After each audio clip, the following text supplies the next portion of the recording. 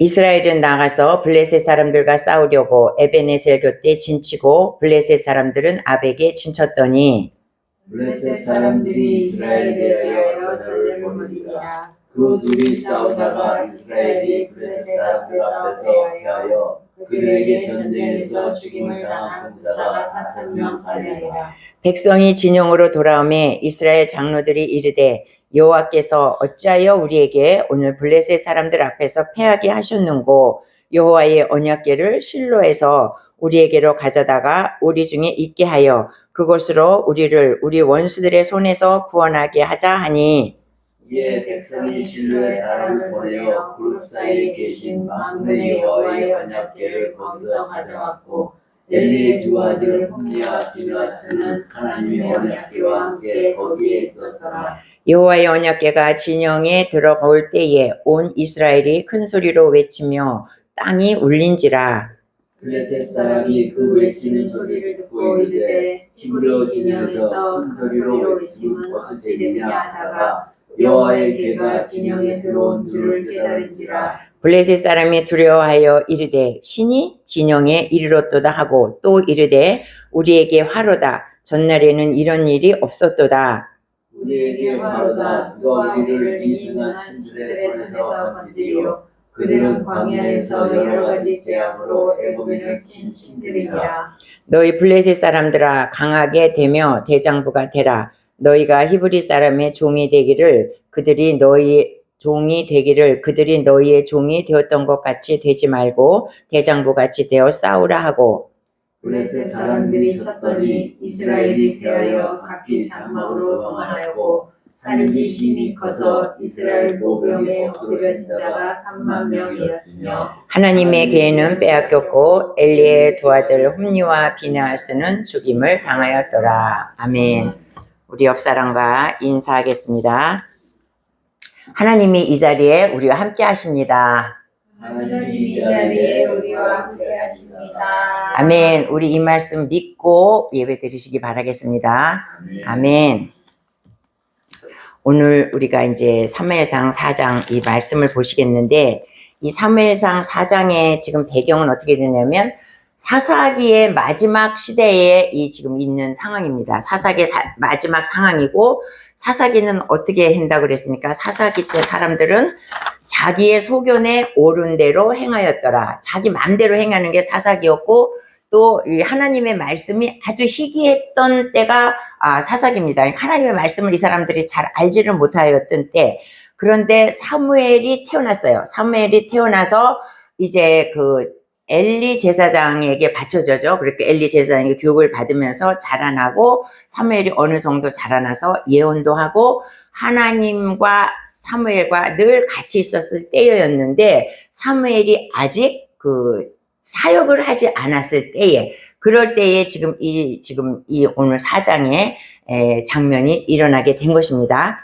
그래서 이제 오늘 4장을 보면은 사회적 배경은 그런데 블레셋과 이스라엘과의 전쟁이 있었습니다. 전쟁이 있었는데 이스라엘이 블레셋에게 패해서 4,000명이라는 군사가 죽었습니다.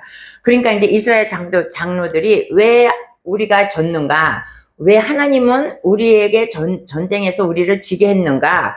그러면서 약간의 원망 비슷한 것을 하나님 앞에 하는 것이에요. 왜 하나님이 우리가 하나님의 백성이면 우리가 이겨야 되는데 왜 하나님이 우리를 지게 하셨는가? 그리고 약간의 원망을 하는 것입니다. 근데 하나님이 전쟁에서 질 때는 왜 지게 합니까?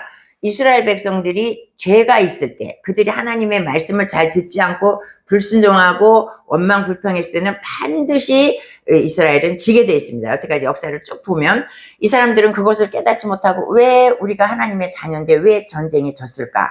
약간 하나님을 원망하는 것입니다. 근데 이제 하나님은 왜 지게 만들었냐? 너희가 그것을 보고 깨닫고 하나님 앞에 회개하라. 이런 뜻으로 하나님께서 전쟁에서 패하게 하셨다는 것이죠. 그런데 이제 우리가 여호수아를 보면 여호수아가 그 가나안 땅을 정복하지 않습니까? 가나안 땅을 정복할 때 제일 먼저 여리고성을 이제 무너뜨리죠. 그 난공불락의 여리고성을 무너뜨리고 나서 그 다음에 이제 아이성을 이제 그 무너뜨리려고 할 때에 아이성은 여리고성에 비하면 정말 세 발의 피입니다. 아무것도 아닌 아주 작은 성인데 거기 가서 전쟁을 하다가 아주 대패를 한 것이에요. 그러니까 여호수아가 이 사람들처럼 하나님 왜 우리가 졌습니까? 이것이 아니고 여호수아는 자기 장로들을 데리고 그 자리에서 바로 죄를 뒤집어쓰고 옷을 찢고 금식을 하면서 하나님 앞에 회개를 했다는 것입니다. 우리에게 무슨 죄가 있습니까? 우리가 어떻게 되겠습니까? 하나님 말씀하시옵소서 하면서 날이 저물도록 장로들과 더불어 하나님 앞에 회개하며 하나님의 뜻을 구했다는 거예요. 그러니까 이 하나님께서는 지금 이 이스라엘 백성들이 잘못하고 있기 때문에 여호수아와 같이 이렇게 전쟁이 패했을 때 얼른 하나님 앞에 회개하고 엎드리기를 바랬는데 이 사람들은 왜 하나님 우리에게 지게 하셨을까? 이러면서 의문을 가졌다는 것이죠. 그래서 우리가 그러면서 이 사람들은 뭐냐면 법궤를 우리가 전쟁터에 가져와야 되겠다. 결론을 내린 것이 지금 그것입니다. 법궤를 전쟁터에 갖고 와야 되겠다. 그러면 우리가 이길 것이다. 이제 이 사람들은 장로들이 지금 그렇게 얘기를 하고 있는 것입니다. 근데 우리가 이스라엘의 역사를 보면 이스라엘과 하나님과의 관계가 잘 되었을 때는 군사력이 아무리 부족해도 이스라엘은 전쟁에서 이깁니다. 그런데 하나님과의 관계가 나빠졌을 때, 이들이 하나님 앞에 온전히 발을 쓰지 못했을 때는 군사력이 아무리 세다 할지라도 이스라엘은 반드시 패하게 돼 있어요. 그러니까 하나님과 이스라엘 관계에 있어서 이들과의 그 신앙의 관계에 따라서 이들이 흥하느냐 망하느냐 이것이 달려있다는 것입니다. 근데 이것은 뭐냐면 우리도 마찬가지라는 것입니다. 우리도 하나님과의 신앙적인 관계가 잘 되어 있을 때는 우리의 앞날을 하나님께서 인도하시고 다 축복해 주시지만 우리가 하나님을 배반하고 딴 길로 갔을 때 우리가 실패하고 그런 일이 많이 일어난다는 것입니다. 그래서 이제 이 사람들은, 이 장로들은 언약궤가 없어서 그렇다. 언약궤를 가지고 와야 되겠다. 언약궤를 갖고 와야 되겠다. 이렇게 지금 망상을 하는 것입니다. 근데 우리가 언약궤를 자세히 살펴보면 언약궤는 이스라엘 백성들에게 있어서 생명과도 같은 것입니다. 그러니까 언약궤는 어디 있냐면 이제 성소가 있고 이제 그 성막이 있고 성소가 있지 않습니까? 성소 중에서도 가장 깊은 지성소에 있는 것입니다. 언약궤는. 근데 그 지성소에는 아무도 못 들어가고 대제사장이 딱 1년에 한 번 들어가는 거예요. 1년에 한 번 들어가서 그 백성들의 죄를 회개하고 하나님 앞에 사함을 받고 나오는 것이 지성소에서 언약궤를 1년에 한 번 딱 뵈는 게 언약궤예요. 그렇게 생명과도 같은 것인데 그때에 대제사장이 잘못하면 거기서 죽어 나올 수가 있어요. 죽어 나올 수가 있는 그렇게 어마무시한 하나님의 영광이 가득한 곳이 지성소입니다. 그 지성소에 언약궤가 있다는 것이에요. 그래서 그 언약궤가 그 지성소에 있는데 그 거룩한 지성소에 있는 언약궤를 빼다가 전쟁터에 갖다 놓자. 지금 그 장로들이 그런 얘기를 하는 것입니다. 근데 이제 언약궤는 언제 만들어졌냐면 광야 생활할 때 모세가 하나님의 명령을 받아서 언약궤를 만들었습니다. 그래서 그 언약궤가 모세가 만들어진 언약궤가 모압 평지에 있다가 나중에는 이제 여호수아 때 그거 모세가 죽고 여호수아 때 요단강 건널 때 법궤를 메고 가지 않습니까? 요단강을 건널 때 법궤를 메고 요단강을 건너갑니다. 그 법궤가. 그래서 길갈에 놨다가 지금은 어디 있냐? 실로에 아주 얌전하게 잘 법궤가 안치되어 있습니다. 성소에 지성소에 법궤가 지금 잘 안치되어 있어요. 그런데 언약궤는 절대로 밖으로 나오면 안 되는 것입니다. 언약궤는 밖으로 나오면 안 되는 것이고 언제 나오느냐? 이스라엘 백성들이 전부 다 이동을 할 때, 온전히 다 이동을 할 때만 언약궤가 나오는 것이지 언약궤는 자기 혼자 마음대로 이리 갔다 저리 갔다 하는 게 아니라는 거예요. 그리고 하나님이 특별히 언약궤를 옮겨라 이렇게 지시가 있을 때 외에는 언약궤를 옮기지 않는다는 것이에요. 근데 지금 이 장로들은 언약궤가 뭔지 언약궤를 어떻게 하는 건지를 전혀 모르고 옛날에 모세가 언약궤를 들고 나와서 싸웠을 때 이겼다. 여호수아가 언약궤를 들고 법궤를 들고 요단강을 건넜을 때 그 요단강이 갈라졌다.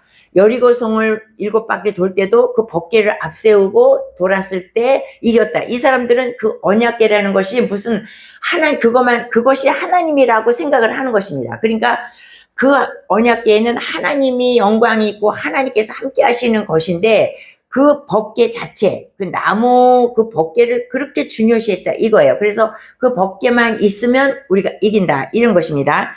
그러니까 이 법궤를 가지고 그 법궤는 하나님의 말씀을 듣지 않고서는 절대로 그 지성소에서 나올 수가 없는 것이 이 법궤인데 이 사람들이 그 언약궤를 하나님의 말씀도 듣지 않고 장로들이 그거를 그냥 갖고 오자. 그래서 우리가 전쟁을 하면 이길 것이다. 이렇게 된 것입니다.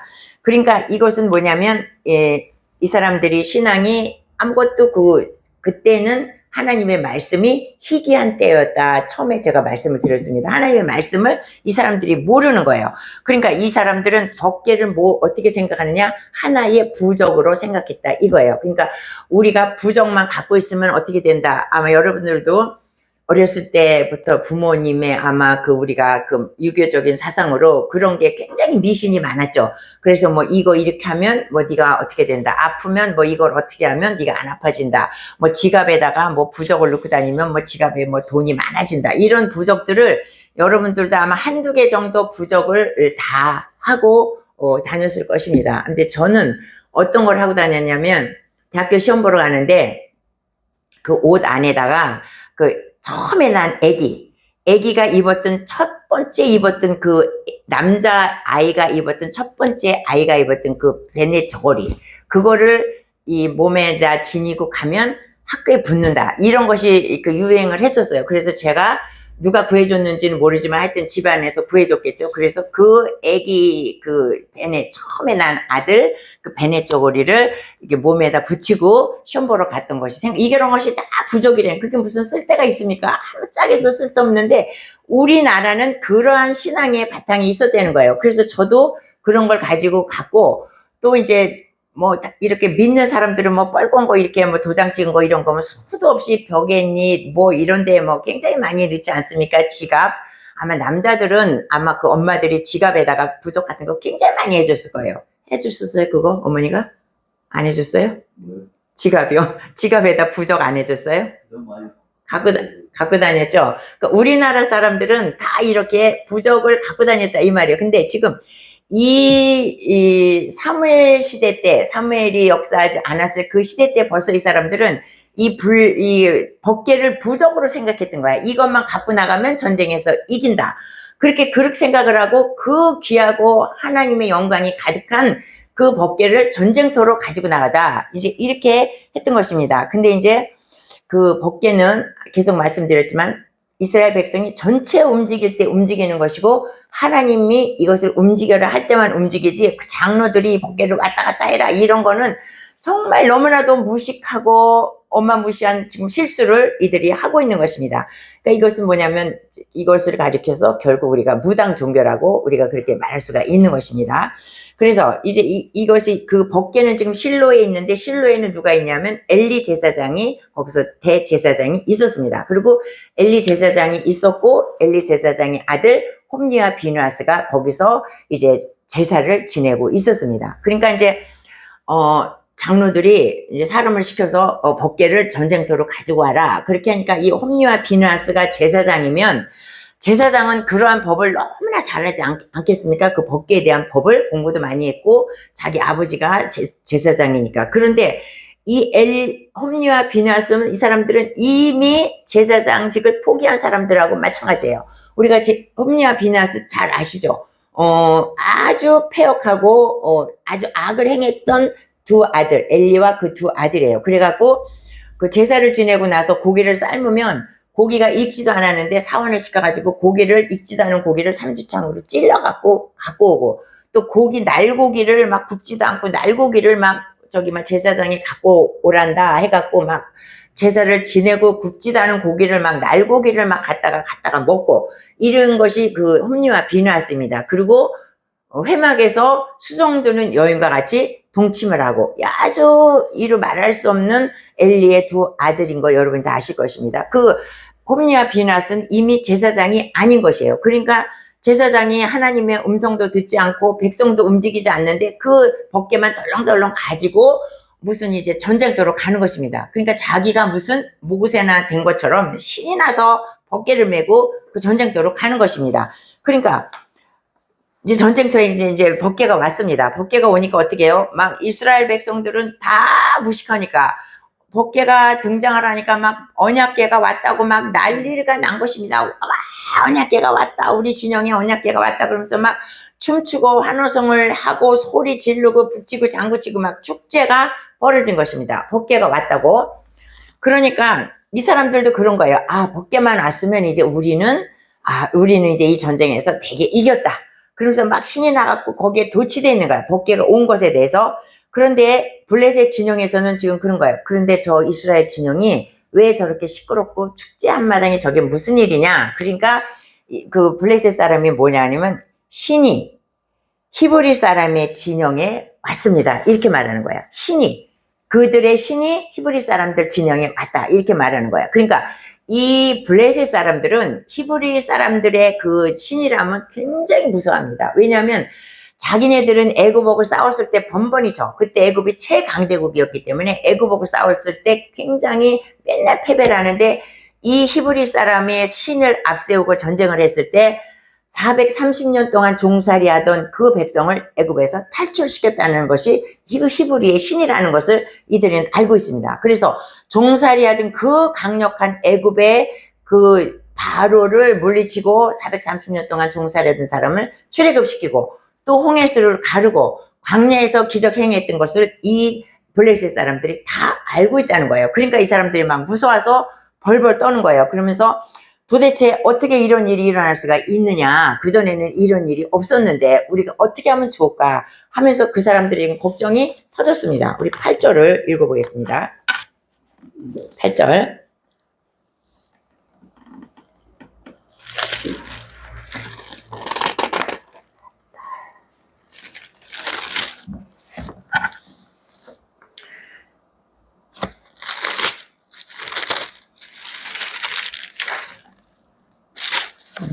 다 같이. 우리에게 화로다. 누가 우리를 이 능한 신들의 손에서 건지리요. 그들은 광야에서 여러 가지 재앙으로 애굽인을 친 신들이니라. 9절. 너희 블레셋 사람들아 강하게 되며 대장부가 되라. 너희가 히브리 사람의 종이 되기를 그들이 너희의 종이 되었던 것 같이 되지 말고 대장부 같이 되어 싸우라 하고. 지금 이 사람들은 그 애굽에서 있던 애굽인을 친 그 신이 지금 우리가 큰일 났다. 이거 어떻게 하면 좋으냐. 그러면서 막 걱정을 하고 있는데 블레셋은 전쟁에 능한 사람들입니다. 이 사람들은 굉장히 전쟁을 잘하는 사람들이에요. 그러니까 지도자가 딱 뭐라 그러냐면 블레셋 사람들아 용기를 내라. 그리고 너희 산의 대장부답게 싸우라. 그러면서 전에 저 히브리 사람들이 우리에게 노예가 되었지 않느냐. 근데 너희가 여기서 지면 너희가 히브리 사람들에게 종이 된다. 너희가 종이 될래? 여기서 전심전력을 다해서 싸울래? 너희가 종이 되어서 히브리 사람의 종이 될래? 그러면서 막 이 사람들의 심리를 막 부추기는 것입니다. 이 사람은 지도자가 전쟁에 능한 사람이겠네요. 그러니까 이 사람들이 이 히브리 사람들을 약간 무시하는 경향이었기 때문에 나 그런 사람들에게 종이 되기 싫죠. 블레셋 사람이. 그러니까 싸우자 해가지고 막 이 사람은 죽게 살기를 싸우는 것입니다. 근데 저기 지금 히브리 진영에서는 블레셋 그 법궤가 왔다고 좋아갖고 춤추고 난리가 난 것입니다. 그러니까 그때 이용해서 이 사람들이 가가지고 그 사람들을 다 쳐 죽이는 거야. 축제 분위기에 있는 히브리 사람들을 다 쳐 죽이고 거기서 몇 명이 죽었냐면 3만 명이 죽었습니다. 3만 명이 죽고 나머지 사람들은 겁이 나가고 다 자기 집으로 도망가게 되었다는 것입니다. 그러니까 이 사람들은 다 죽었어. 법궤가 왔지만 다 죽었다는 거예요. 그런데 우리가 참 생각해보면 법궤가 왔는데 왜 죽었을까? 하나님은 여태 법궤가 가는 곳마다 싸움에 진 적이 없고 법궤가 가는 곳마다 일이 안 이루어진 것이 없습니다. 홍해도 가르고 홍해가 가르기 전에는 법궤가 없었죠. 그 요단강도 가르고 여리고성도 무너뜨리고 다 했는데 지금 왜 이 사람들이 졌을까 이거예요. 그것은 뭐냐면 하나님은 이미 법궤에서 하나님의 영광이 떠나갔다는 것입니다. 그러니까 하나님이 그곳에 계시지 않다는 거예요. 그 법궤에는 이미 하나님께서 영광이 떠나가 버리고 법궤는 아무짝에도 쓸모없는 하나의 나무 개짝에 불과했다 이 말입니다. 그러니까 법궤가 그렇게 능력이 있었던 것은 법궤에 하나님이 함께 하셨고 하나님의 영광이 법궤에 있었기 때문에 모든 일이 자, 그렇게 만사 형통되었지만 하나님이 떠나간 법궤는 나무 괴짝에 불과했다 이것입니다. 그런데 이 사람들은 나무 괴짝에 불과한 그 괴짝을 그렇게 신처럼 떠받들고 있었다는 것이죠. 그러니까 싸움에서 졌다 그 말이에요. 그래서 하나님의 영광은 다 떠나갔고 법궤는 쓰잘데기 없어졌고 이 사람들은 3만 명이 그 자리에서 죽었다는 것입니다. 그러니까 오히려 법궤를 전쟁터에 가져옴으로써 블레셋 사람들에게 더 아주 그냥 이롭게 되었다는 거죠. 블레셋 사람들을 도와줬다는 거야. 그들의 심리를 이용해서 그들이 열심히 싸웠기 때문에 오히려 법궤가 이스라엘에게는 더 나쁜 것이 되었고 블레셋에서는 더 도움이 되었다는 것입니다. 그래서 이제 이 법궤는 어떻게 되냐? 법궤는 블레셋 사람한테 뺏겨갔고 그 자리에서 홈니와 비느하스는 그 자리에서 두 명이 한꺼번에 아들이 죽임을 당했다는 것입니다. 근데 이제 이 이스라엘 백성들이 이 또 그 법궤를 미신적으로 또 섬기지만은 우리가 이스라엘 역사를 보면 광야 생활할 때 이스라엘 백성들이 하나님 앞에 엄청 원망 불평을 했습니다. 그래서 그때 하나님께서 불뱀을 보냈죠. 불뱀을 보내서 이 사람들이 다 죽게 되니까 그때 비로소 하나님 앞에 잘못했다고 회개하면서 모세에게 우리를 좀 하나님 앞에 기도해서 이 불뱀을 좀 없애달라 그렇게 말했습니다. 그래서 불뱀을 하나님께서 제거해 주시고 뭐라 그래요? 대신 장대에다가 놋뱀을 매달아서 그것을 보면 다 산다 이렇게 말했습니다. 그래서 그것을 그 뱀에 물려가지고 죽으려고 하는데 그 놋뱀을 바라본 자마다 다 살았다는 거야. 그러니까 얼마나 기적입니까? 아주 희한하죠. 그 놋뱀을 바라본 자마다 다 살았어. 그러니까 이스라엘 백성들이 이제 그때부터 뭘 섬기냐? 이 놋뱀을 섬기는 거야. 몇 년 동안 섬기냐? 수백 년 동안 이 놋뱀을 거기다 성막에다가 그 놋뱀을 그대로 설치해 놓고 그걸 계속해서 섬겼다는 거야. 하나님은 지성소에 계신데 여기서 또 거기서 그것을 놋뱀을 섬겼다는 거야. 이 놋뱀이 무슨 의미가 있습니까? 하나님의 영광은 이 놋뱀에서 이미 떠나가 버렸고 이것은 단지 놋 조각에 불과한데 이스라엘 백성들 이것을 계속 수백 년 동안 섬기고 있었다는 거야. 그러니까 그것은 뭐예요? 우리의 신앙도 다 똑같다는 것입니다. 우리가 미신을 섬기면 아무것도 없는 나무에다 절하고 바다에다 절하고 그거하고 똑같다는 것이죠. 그래서 누가 그것을 타파했다 그랬죠? 히스기야 왕 때에 그 히스기야 왕이 그것을 사람들이 놋뱀을 섬기는 것을 보고 이것이 너희가 지금 무슨 일이냐? 이것은 지금 놋 조각에 불과한 것이다. 그리고 히스기야가 그 놋뱀 형상으로 만들어 놓은 걸 히스기야 그것을 다 쪼개버렸습니다. 그러니까 이것이 우리의 삶의 부적실이라는 이스라엘 백성들의 부적 신앙이라는 거예요. 부적과 같이 하나님이 계심에도 불구하고 그것을 섬기고 그 언약궤를 괴짝을 섬기고 하나님이 안 계신 그 형상을 섬기는 것이 우리의 부적 신앙이라는 것입니다. 근데 이제 우리 예수 믿는 사람은 또 어떤 게 있을까? 이제 지금 우리가 스마트폰을 가지고 다닙니다. 스마트폰을 가지고 다녀서 성경책을 또 교회에 올 때 또 성경책을 안 갖고 다녀. 다 이걸로 보고 성경책을 안 갖고 다니는데 스마트폰이 없었을 때는 다 성경책을 갖고 다녔습니다. 그런데 이제 성경책이 이제 부적이야. 그래가지고 읽지는 않는데 그때는 성경책을 어떤 사람은 성경책이 머리맡에 없으면 불안해서 잠이 안 온다. 이런 사람들이 굉장히 많이 있었습니다. 그래서 잘 때는 꼭 성경책을 머리맡에 놔줘. 근데 성경책이 머리맡에 있다고 이제 마귀가 못 들어온다 이거죠. 성경책이 있으니까 마귀가 틈타지 못한다. 근데 이것이 부적신앙이라는 것입니다. 성경책을 갖다 놓으면 마귀가 안 옵니까? 성경책이라는 것은 우리가 그 책을 펼쳐서 그 안에 있는 하나님의 말씀을 읽고 우리가 하나님과 대화하면서 하나님의 영으로 우리가 충만할 때 하나님을 만날 때 이것이 효력이 있는 것이지 아무것도 없는 이 성경책 이 말씀을 머리맡에 놓고 다닌다든지 이거를 끼고 다닌다 그래서 이것이 효용이 있는 것이 아니라는 거예요. 이런 것이 우리들에게 있어서 부적 신앙이라는 것입니다. 그래서 이 사람들은 지금 우리도 그러니까 어떠한 그 형상이나 어떠한 것에 우리가 조금이라도 현혹되면 안 된다는 것이에요. 근데 이제 그래서 지금 이 언약궤를 블레셋에게 뺏겼어요. 언약궤를 블레셋에게 뺏기고 홈니와 비느하스는 죽고 그러니까 이스라엘 백성이 얼마나 난감하겠습니까? 기가 막힐 일이죠. 그리고 이 전쟁을 함으로써 처음에 4,000명 죽고 지금 3만 명 죽었어. 언약궤를 갖고 말아서 3만 명이 죽었어. 3만 4천 명이라는 어마무시한 숫자가 죽었다는 것은 이스라엘 12지파 중에서 한 지파가 없어진 거랑 마찬가지의 숫자였습니다. 그때 당시에. 그러니까 완전히 패배를 한 것입니다. 그런데 언약궤를 이제 블레셋에 뺏겨갔지 않습니까? 블레셋 사람들은 이 언약궤 히브리 사람들의 신이 대단한 신인 줄 알고 엄청나게 좋아하는 거야. 그래갖고 히브리 이 사람들의 신을 자기네 다곤 신전에다 갖다 놨죠. 근데 그때부터 이제 어떻게 됐냐면은 재앙이 오기 시작하는 거야, 블레셋에.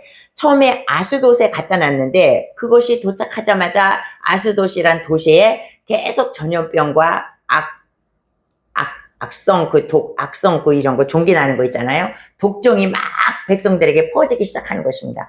그러니까 견디다 못해서 이것이 저 히브리 사람의 신에서 이것이 기인된 거다. 이거를 빨리 치워달라. 그래서 그것을 갖고 사람들이 싫다 그러니까 또 어디로 가냐면 그 언약궤가 가드로 갑니다. 가드로 갔는데 가드로 가니까 이쪽에는 이제 전염병이 없어졌는데 이쪽에 가니까 또 전염병이 나고 독종이 막 생기는 거야. 그러니까 여기서 또 옮겨달라고 그래갖고 또 에글론으로 가. 그러니까 그 블레셋 사람 지방에 다 골고 싫다 그러니까 여기 갔다 저기 갔다 여기 갔다 그때 이제 다 돌아다니는 것입니다. 그러니까 이 블레셋의 지방에 언약궤가 가는 곳마다 거기는 사람들이 죽고 전염병이 나고 독종이 나고 막 난리가 나는 것이에요. 그러니까 아무래도 안 되겠다 이거 이스라엘이 보내야지. 그래가지고 드디어 이스라엘로 이제 이 언약궤가 이스라엘로 갑니다. 이스라엘로 가서도 여러 가지 우여곡절 끝에 이제 뒀다가 나중에 어떻게 해요? 다윗이 그 이제 언약궤를 가져다가 지성소에다 완전히 안치시키는 것이 이 언약궤도 참으로 파란 곡절이 많았던 그런 언약궤입니다. 그래서 블레셋에 갔다가 여기 갔다 저기 갔다가 또 베세메스를 갔다가 기라 여아림으로 갔다가 그냥 계속 이 안치를 못해가지고 했는데 결국 다윗도 우사라는 사람이 죽고 그 다음에 이제 정상적으로 어깨에다 메고 들어와서 하나님 앞에 예루살렘에 이제 이 법궤가 안치되게 됩니다.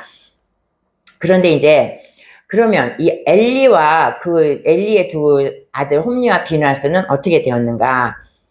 그 우리 3상 22장 34절 한번 보겠습니다. 네, 우리 다 같이 읽어보겠습니다.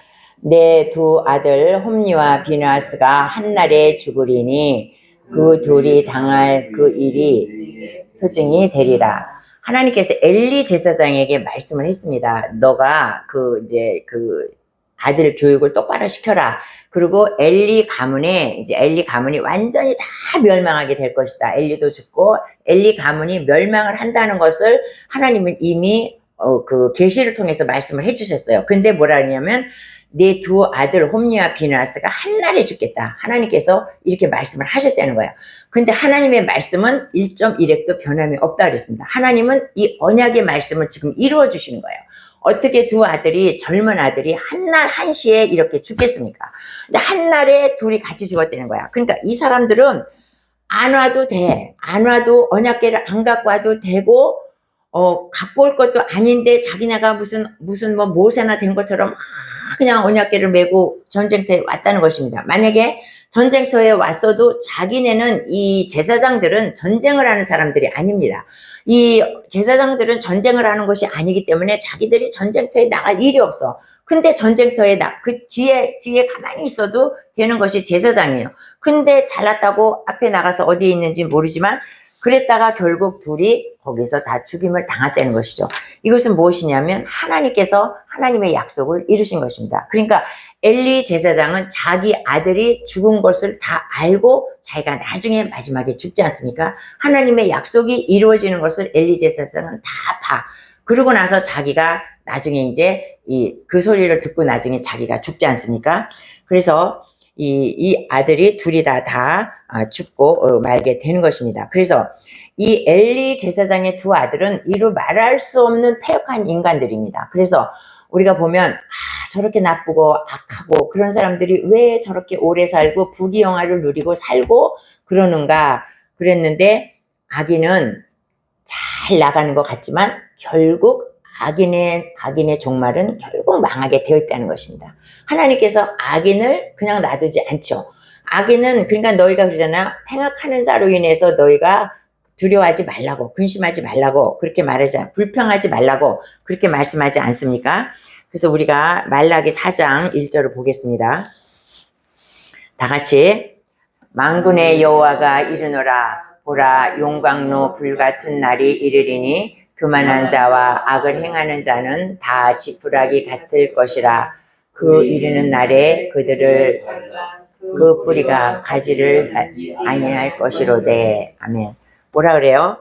용광로 불같이 그 교만한 자와 악한 자는 다 나중에는 지푸라기 같을 것이다고 그렇게 말합니다. 용광로 불같은 날이 이를 것이다.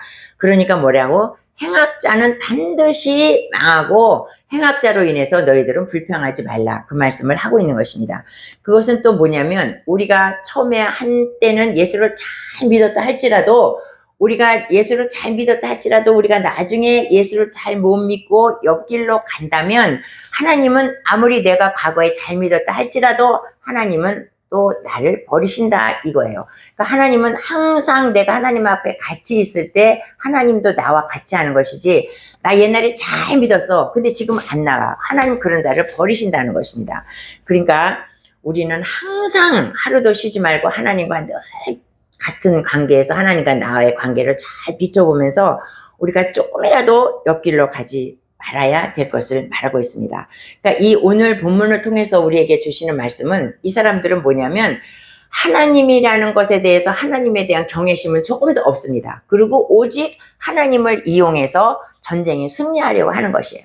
근데 우리는 요새 어떻게 합니까? 하나님을 이용해서 내가 축복을 받으려고 하는 것이 우리 한국 기독교에 굉장히 많이 하나님을 이용해서 내가 축복을 받아. 물론 하나님은 우리에게 복을 주시는 하나님이시지만 나는 하나님 앞에 하는 것이 없으면서 하나님을 나의 축복의 통로로 삼고 그 축복만 받으려고 하는 것. 이것도 부족신앙이라는 것입니다. 그러니까 우리는 먼저 회개하고 엘리와 그 아들 둘이 회개했다면 결코 이런 일이 일어나지 않았을 것입니다.